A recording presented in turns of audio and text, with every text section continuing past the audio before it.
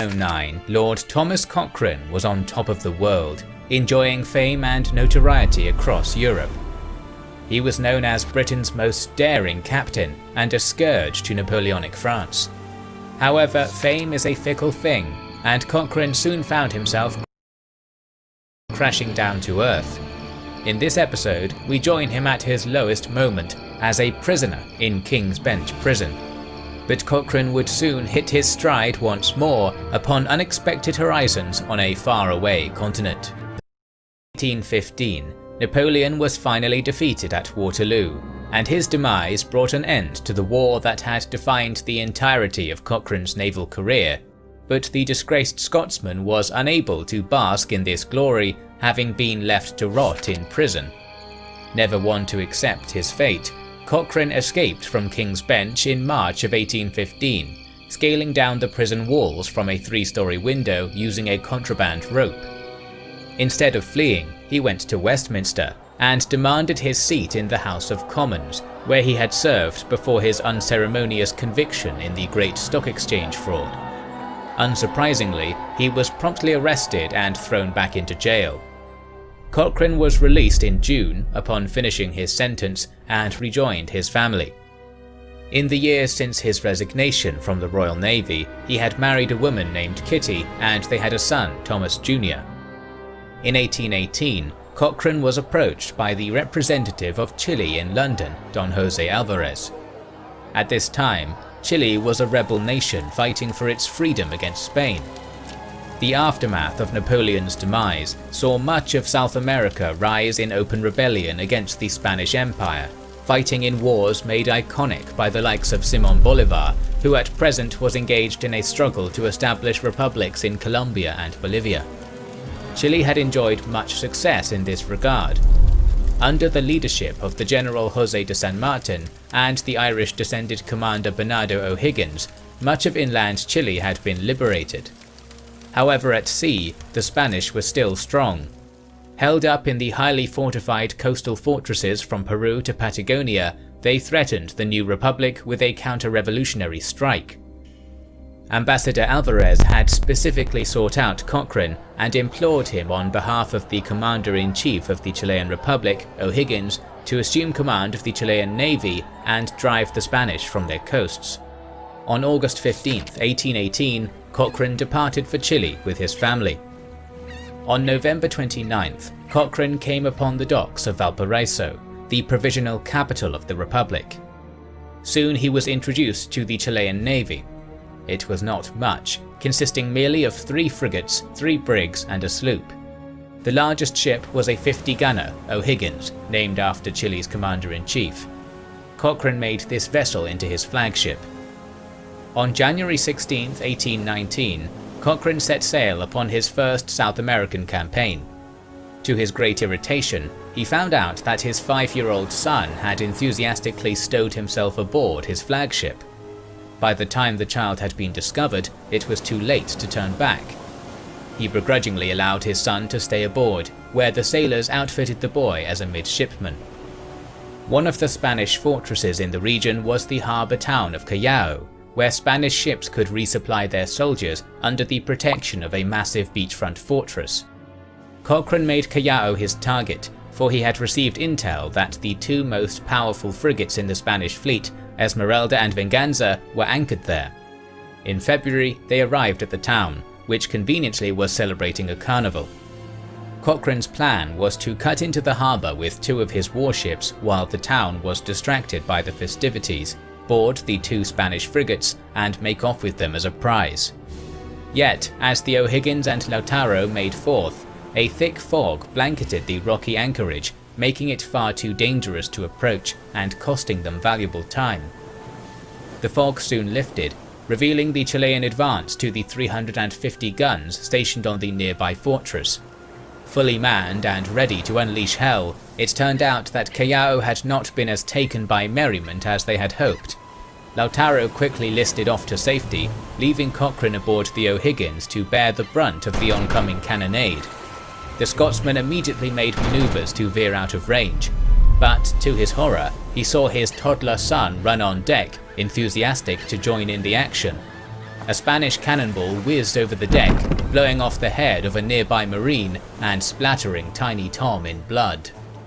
Cochrane stood paralysed in terror until the child shouted, "I am not hurt, Papa, the ball did not touch me." Cochrane quickly tacked his vessel out of cannon range, all the while ordering his son to be carried back below. Not wanting to miss the action, Tom struggled and screamed until he was allowed to stay. The O'Higgins managed to escape with little damage.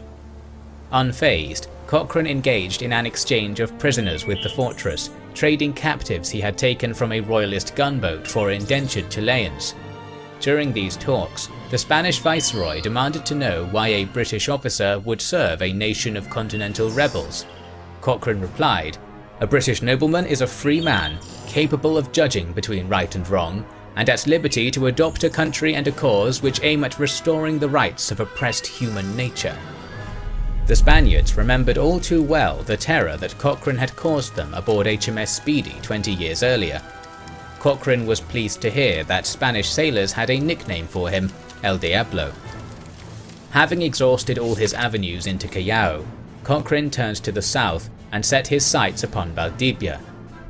While O'Higgins respected Cochrane, he refused to lend him funds and manpower for an assault on that city, as it was widely considered to be the most impregnable redoubt in all South America. Chile would never be secure while Valdivia remained Spanish, but attacking it was considered suicide. But Cochrane never cared about the odds. So in December of 1819, the Sea Wolf sailed southwards with only his flagship, fully intending to take on Latin America's most fortified stronghold alone. On January 17th of 1820, the O'Higgins arrived at Coral Bay, an estuary upon which 7 heavily garrisoned fortresses stood firm. These land batteries formed the main obstacle between Cochrane and the city of Valdivia proper, which lay 16 miles upriver. Success was paramount, both to maintain the Sea Wolf's near-mythic reputation, and to stay in good graces with the Chilean government. Luckily, the campaign got off to a good start. Cochrane had employed his classic false flag technique, flying Spanish colours in the bay. When the royalist brig Potrillo listed towards the shore, she was promptly deceived and captured. Aboard Potrillo was $20,000 and a highly detailed sea chart of the harbour of Valdivia. Having performed a satisfactory reconnaissance, the O'Higgins sailed up the coast and travelled to Talcahuano Bay, where the local Chilean governor levied 250 men for the Sea Wolf's cause. Cochrane also managed to recruit the services of 2 schooners, the Montezuma and Intrépido.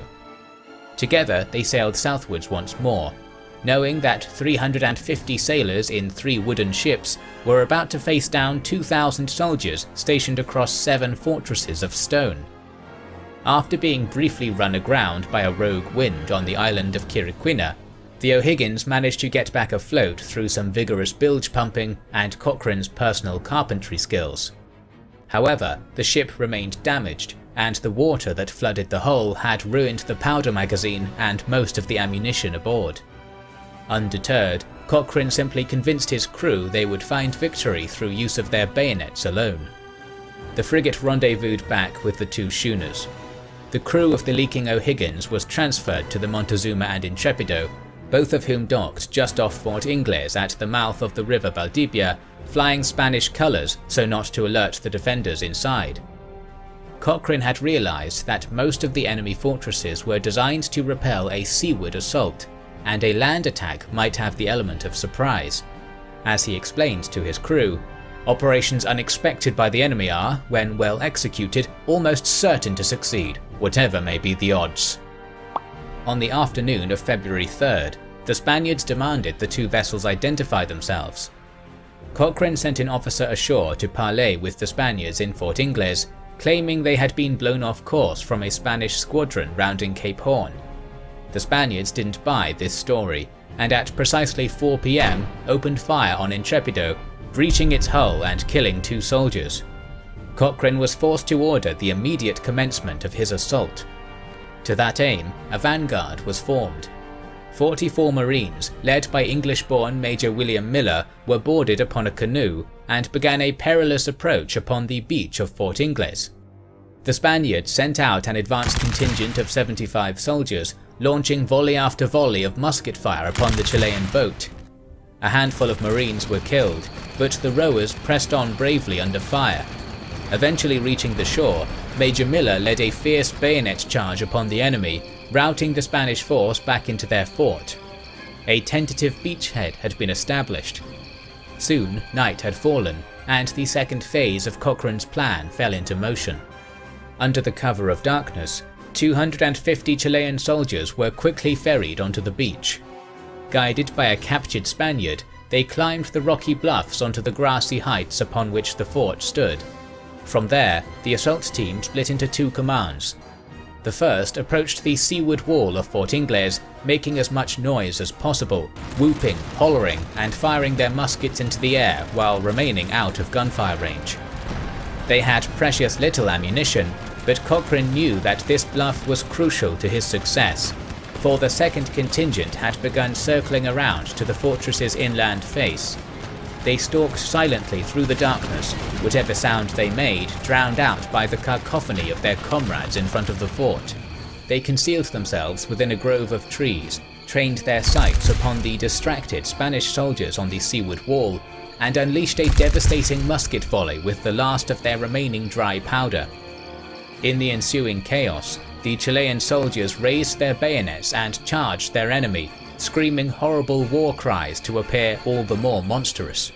The Spaniards, gripped by darkness, confusion and death, succumbed to terror and evacuated Fort Ingles, fleeing towards the neighbouring Fort Carlos.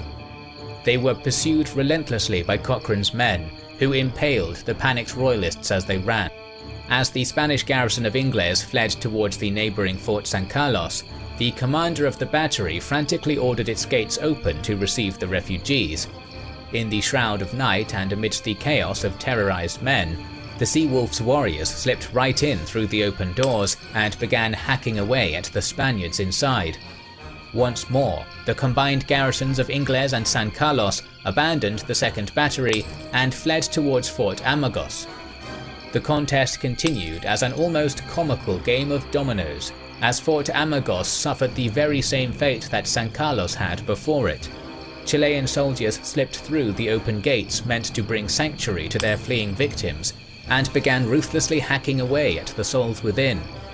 Despite outnumbering the Chileans 6-1, the Spaniards had been wholly routed by a foe who in their eyes could be no less than the devil itself. By the time Fort Amagos had been subdued, Cochrane's men had killed 100 Spaniards and taken captive 100 more. They moved on to Fort Chorocomayo, which was situated inland on a hill. Unlike the three forts before it, Chorocomayo offered token resistance, but was eventually overcome by the ferocity of the Seawolf's marines. When the sun rose on the morning of February the 4th, 4 out of the 7 fortresses were in Chilean hands. Absolutely stunned by this humiliating defeat, Spanish morale was at an all-time low. The fortresses on the eastern half of the harbour put up an unconvincing fight, opening fire upon the Montezuma and Intrépido as they sailed into the bay. However, when the O'Higgins reared its imposing hull within sight of Fort Niebla, the last of the Spanish resolve broke, for they believed Cochrane would shell them with the captured artillery from Fort Chorocomayo. This, compounded with the firepower and inevitable reinforcements aboard the 50-gun frigate, made further resistance futile. In reality, this was yet another bluff, for the O'Higgins had no reinforcements aboard, nor was it in any state to fight. Nevertheless, the Spaniards abandoned the eastern forts, and all of Coral Bay was now in Cochrane's hands. In total, he had lost only 26 men. Cochrane now advanced down the river to launch his assault upon the city itself, only to find that the Spanish governor had looted everything of value in his township and fled with his garrison. The city of Valdivia was now officially in Chilean hands. Despite the sacking, there was plenty of booty to be had. Bountiful amounts of arms, munitions and currency were seized from the fortresses, amounting to loot of the most promising proportions. More importantly, the last Spanish stronghold in Chile had been eliminating the final holdout of colonial power in the south of the continent. This victory effectively secured the long-term future of Chilean independence and won them their autonomy over their coast and southern frontier. It was the greatest victory that Lord Thomas Cochrane would win on South American soil. Cochrane then returned to Valparaiso. The Chilean government had assumed he would fail in his Valdivian campaign and had preemptively prepared to court-martial him for insubordination. Learning that he had succeeded, they quickly backpedaled and publicly honoured the Scotsman's victory. To follow up his triumph at Valdivia, Cochrane turned his attention back northwards to Peru. More specifically, the harbour of Callao, a stronghold which thus far had managed to defy him. On August 21, 1820, the Sea Wolf departed Valparaiso at the head of the entire Chilean naval squadron. Aboard with him was the esteemed General San Jose de San Martin, alongside 4,200 of his troops, which made up the bulk of the Chilean army. Ultimately, their goal was the conquest of Lima, the Peruvian capital city that sat adjacent to Callao. Cochrane soon developed friction with San Martin. The Chilean general refused to commit his men to an all-out assault upon their main objective. Instead, he disembarked his men at various ports hundreds of miles from both Lima and Callao, stalling for weeks at a time and accomplishing very little. Believing San Martin to be of feeble military mind, Cochrane cut off from the main Chilean force and made directly for Callao with only 3 vessels, O'Higgins, Lautaro and Independencia. He told San Martin that he intended to blockade the port and thereby isolate Lima by sea. But this was not the truth, as Cochrane was planning something much bolder. He had suspected that the Spanish frigate Esmeralda was still anchored at Callao, and upon reaching the port, his suspicions were confirmed. To launch a frontal assault upon the coastal fortresses in the bay would be suicide, and Cochrane's previous attempts to do so had taught him as much. However, the Esmeralda was the most powerful Spanish warship on South America's Pacific coast. If he could launch a stealth assault upon the frigate and snatch her out from under the cannons of Callao, it would be a mortal blow to royalist naval power in Peru. The plan was simple in execution. Under the cover of darkness, a quiet boarding party would row into the harbour aboard small launch craft, board and subdue the crew of the Esmeralda as they slept, and make off with the prize frigate while the harbour fortress remained none the wiser. At midnight, the attack commenced. The Sea Wolf's crew embarked upon 14 canoes. They rowed harmlessly past 2 neutral vessels, the American Macedonia and the British Hyperion. Soon enough, the boarding skiffs reached Esmeralda and began scaling its hull via the frigate's main chains. Cochrane was put in a perilous situation when the deck watchman heard the clanking of chains and raised the alarm. Esmeralda had now been alerted, and the attackers had no time to waste. Cochrane heaved himself onto the deck, only to be struck upon the forehead by the butt of a sentry's musket. He fell unceremoniously back onto the skiff below, but flung himself right back upon the chains, climbing the frigate's hull once more. This time he shot the sentry with his pistol and launched himself onto the gangway, bellowing loudly, "Up, my lads, she's ours!" Chileans swarmed upon the Esmeralda, routing the Spanish crew to the forecastle bow, where they rallied and unleashed a volley of musket fire upon the boarding party. Cochrane was shot in the thigh, but pressed on. The remaining Spaniards were soon routed, diving overboard or submitting to capture. The Esmeralda was in Cochrane's hands. By now, the fortress had been well alerted and began opening fire upon the captured frigate.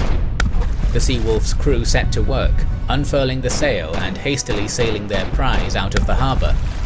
In yet another stroke of cunning, Cochrane ordered Esmeralda's tail lights to be raised in an identical pattern to the neutral Hyperion and Macedonia, making it indistinguishable from the two.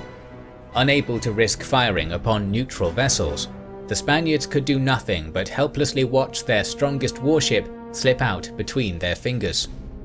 The capture of the Esmeralda functionally crippled the Spanish navy west of Cape Horn. Cochrane was now the master of the coasts and proceeded to blockade Callao. The Spaniards within, now cut off entirely by both land and sea, realized that their options were to surrender or starve. After only a month, the defenders within the fortress deserted and joined the Chilean Republic. General San Martin, meanwhile, had gained little with his ground force that besieged Lima.